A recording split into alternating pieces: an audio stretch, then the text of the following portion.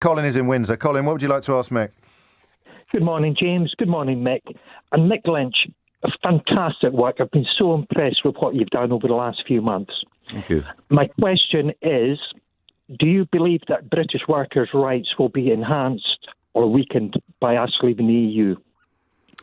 Well, in terms of the most of the legislation that we've got that is not inherited from the EU, it's mainly the Working Time Directive, which we implemented as a 48-hour week, would you believe?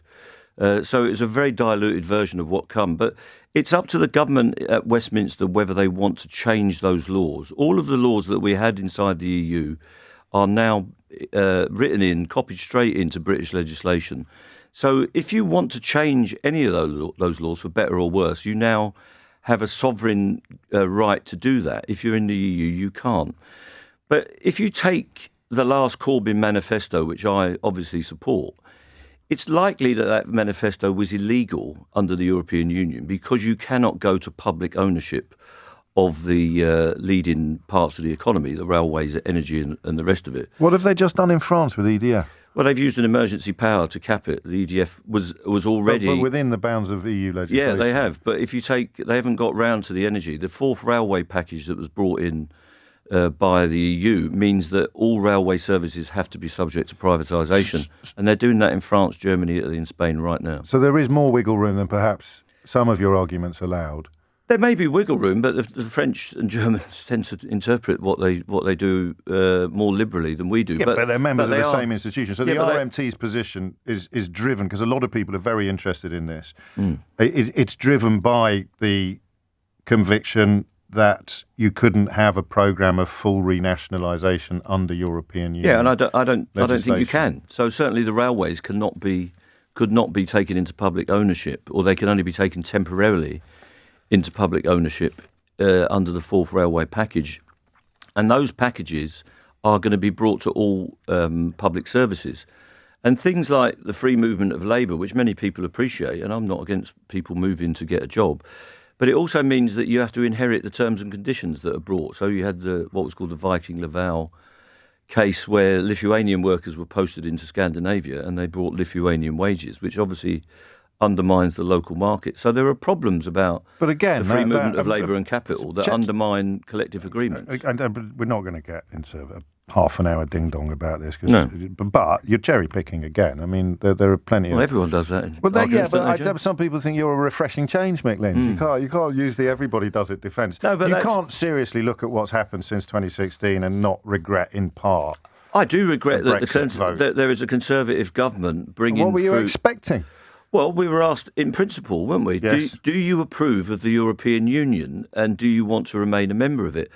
My position is the traditional left position, going back to Peter Shaw and Michael Foot. Lexit. Lexit, if we want to call it that. If we'd had the European Community, the EEC, I would have voted to stay in the EEC. I don't personally, and many people in my union, don't believe that Europe should be a sovereign country. I don't believe in a European army, which will come. No, it won't. I don't believe... Well, but let's see. I don't believe... What's wrong with armies that we're in? There's armies that we're not in that we're supposed to be worried about historically. Possibly. I don't believe that we should give up much of our fiscal policy to a European state. I was in Ireland at the weekend seeing family, and mortgages are going up in Ireland because of the decisions of the European Central Bank in France. We've got the highest inflation in the G7. Yes, we have. Largely because of Brexit. Even the Wall Street Journal, which leans to the right, says so. Well, I saw an economist say it's 50% to do with the oil and gas. All right, and 48% to do with Brexit. Well, possibly, and that's a consequence. But would you go back in if they gave us the option? We can consider having a relationship with Europe on a better basis than we're going to get, certainly. And if it was the EEC, I would certainly support it. I should go back to Colin, because I've got on my hobby horse now. Colin, are you satisfied with that answer? No, not particularly, because I did hear... Okay, that's fair enough. Sorry, Mick. I accept that. Yeah. Thanks, Paul. Mick Truss, Liz Truss and Richie Sunak both said they want to scrap every single piece of EU legislation that's on the books. So... Yeah, but our employment laws don't sit in EU legislation. So the anti-trade union laws that stop us... They provide the base, though. And they can go below the base now. You know this. Yeah, but anti-union laws are not anything to do with the EU legislation. They come mainly. He's not talking about the anti-union laws. He's talking about protections that are enshrined in law, which does reflect the EU, but they're promising to rip up everything that was inherited from the EU, which is going to make the situation for British workers immeasurably worse. So we need to get rid of this government. And get a better government. Or you shouldn't have voted to give them the power to do it, man.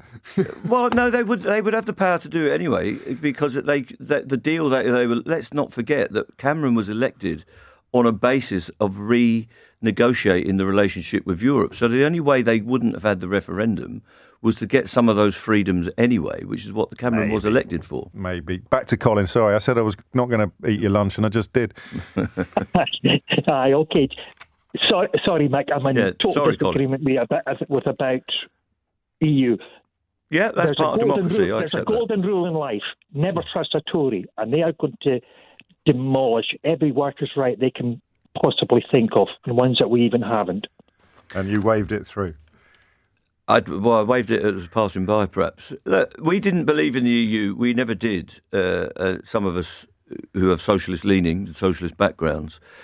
The priority for me is not to undo history, but to get a different government that's going to strengthen employees' rights. And if I look at what's happening in seafaring, we've had British ratings destroyed while we've been in the EU, and there's not one piece of EU legislation that would have brought back British seafarers. How many French P&O workers were chucked out without notice by P&O? But they were a few, but they were not under it's not covered by EU legislation. It's covered by the international. A lot of Irish people telling me their mortgages haven't gone up. Well, they will be going up because they're going to put the interest rates up. Take some news and then we'll get back to the phones. I'm glad that we've lanced the Brexit boil. A lot of complaints when you came on Full Disclosure. Okay. But full disclosure is not about that, whereas the radio programme is. So there you go, horses for courses.